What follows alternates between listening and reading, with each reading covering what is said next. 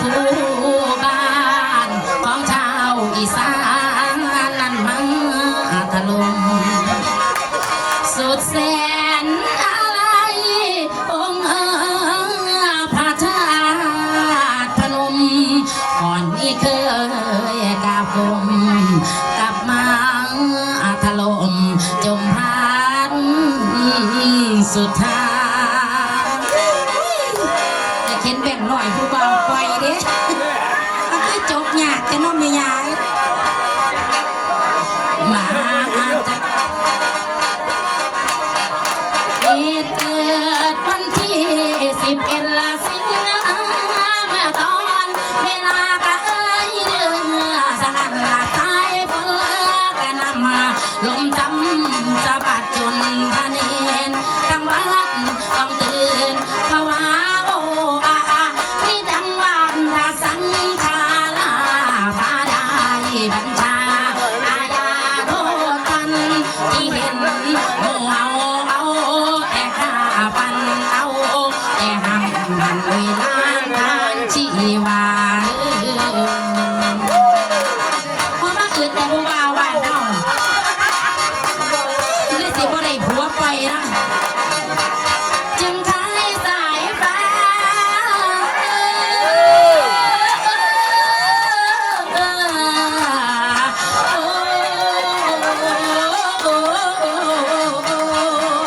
หมายว่ามันจบเงินบัดพ่อข้าวต้มที่ได้เนี่ยว่ามันจบเงินละพ่อข้าวต้มจึงขายสายฟ้าปาดเตียงลงมาองค์พระธาตุทันใดละโอ้สิ่งศักดิ์สิทธิ์เหนือชีวิตจิตใจถล่มลงไปเสียแล้วละนาพระเนรพระธาตุทั้งวัดร้องไห้เศร้าโศกเสียใจองค์พระธาตุถล่มหมู่เฮาอีสานผู้บ้านเศร้าตุ้มแด่พระธาตุพนมด้วยหยาดน้ำตาวันหมู่มนุษย์ละแสนชุดจากและชั่วจนยุนรวมหัวทำชั่วเสียทีมาเถิดน้ำมารวมสร้างความดีท่านจะได้สุขีในหมู่บ้านปลายมารวมแรงรวมใจให้ใสสะอาดมารวมทุนนาสาปฏิสังข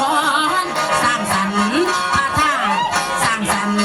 พระธาตุให้พมาศเหมือนก่อนจุบานเมืองนอนเถิดพี่ป่านาให้ลูกให้หลานได้กราบการบ่มบังไว้ชำระจิตใจให้ใสสะเด็ด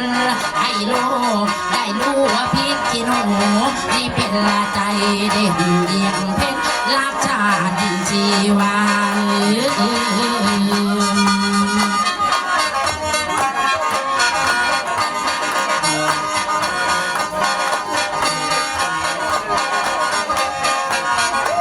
สิเดียวพะนมสิเดียวพะนมคนหัวก่อนกลางแพ่ฮอดผู้บางชาวไทยกันเองเป็นเสียงขับขานสังวานใจเลือดไทยคุณประเสริฐลำห้องเพลงพื้นเมืองอีสานตัดขานบรรเลงกันจาใหญ่ตีมีเพียงบ้านนาป่าดงนางไม้ดังไว้ทั่วดิน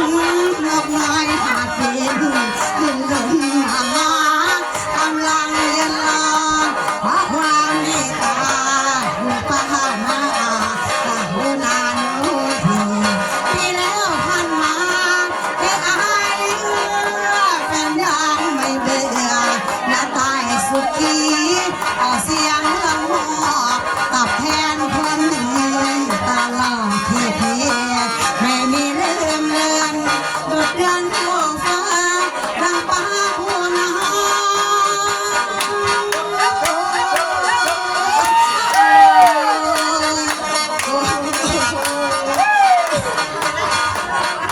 มันเป็นลำขวัญหรือมันลำน้อย เอ้ยคอยกันหูว่าเป็นมาล่ามันมวนปานนี้คอยบอกไปเรียนหนังสือตามอีเมลคอยบอกคอยมาเรียนแต่น้อย ใส่นอใส่นอนุ่มน้องเคยนอ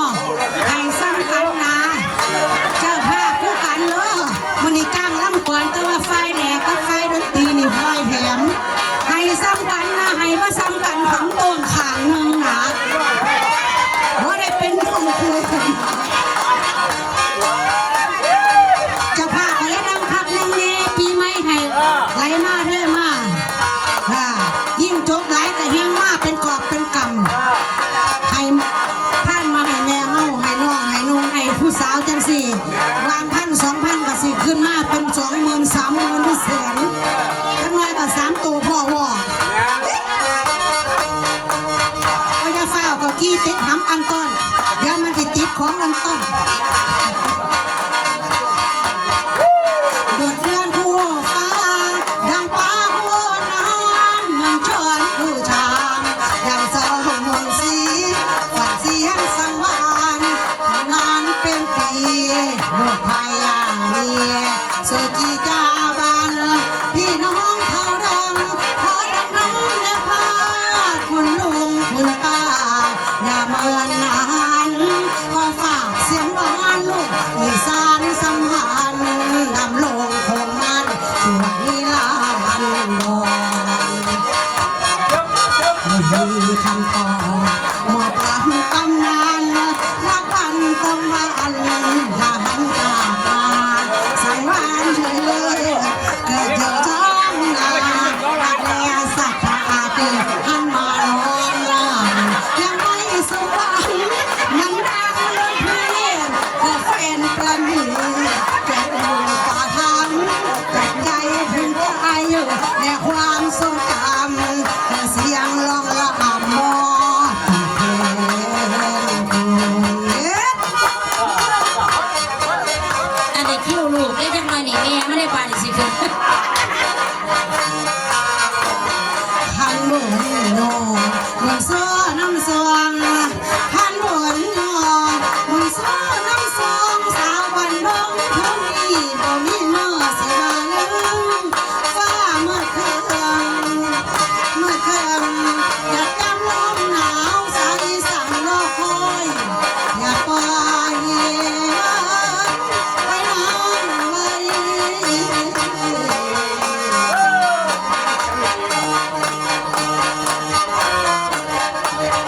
เศร้าสักก่อน โอ้ยนักก็แล้ว